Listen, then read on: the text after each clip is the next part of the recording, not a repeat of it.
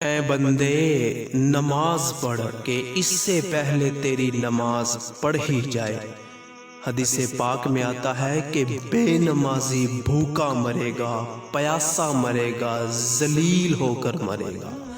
اور حضور نبی اکرم صلی اللہ علیہ وآلہ وسلم نے ارشاد فرمایا کہ جب بے نمازی کو قبر میں دفن کیا جاتا ہے تو اس کی قبر میں جہنم کی کھڑکی کھول دی جاتی ہے۔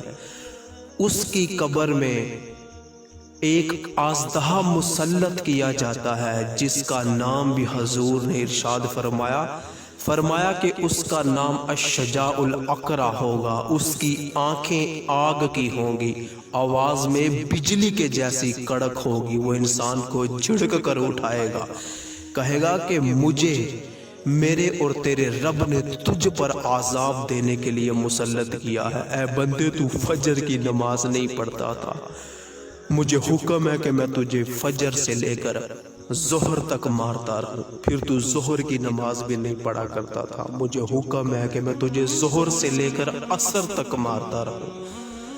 پھر تو عصر کی نماز بھی نہیں پڑھا کرتا تھا، مجھے حکم ہے کہ میں تجھے عصر سے لے کر مغرب تک مارتا رہوں۔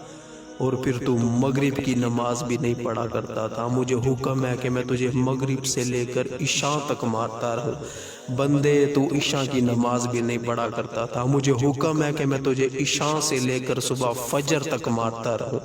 اور حضور نے فرمایا کہ اس کی مار کی ضرب اتنی تیز ہوگی کہ ایک ضرب بندے کو مارے گا، بندہ 70 ہاتھ زمین کے نیچے جائے، وہ پھر نکالے گا، پھر مارے گا، پھر نکالے گا، پھر مارے گا، قیامت تک یہی عمل کرتا رہے گا۔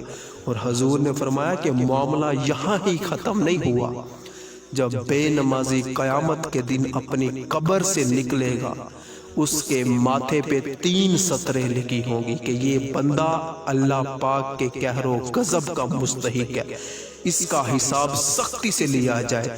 یہ دنیا میں اللہ کے حقوق ضائع کیا کرتا تھا، آج یہ اللہ پاک کی رحمت سے مایوس ہو جائے، حکم ہوگا فرشتوں کو کہ اس کو اٹھا کے جہنم میں پھینک دیا جائے۔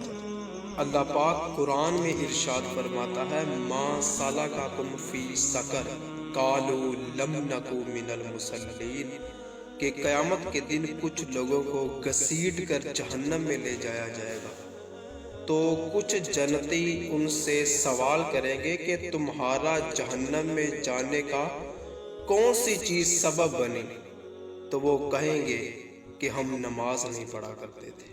اور حدیث پاک میں آتا ہے کہ بے نمازی کی زندگی سے برکت ختم کر دی جاتی ہے، چہرے سے صالحیت کی علامت مٹا دی جاتی ہے، اس کی کوئی بھی دعا آسمان تک نہیں پہنچتی، اسے کسی بھی عمل خیر پر ثواب نہیں دیا جاتا، اور نیک لوگوں کی دعاؤں میں اس کے لیے کوئی حصہ نہیں ہوتا۔ اللہ پاک کی مخلوق اس سے نفرت کرتی ہے۔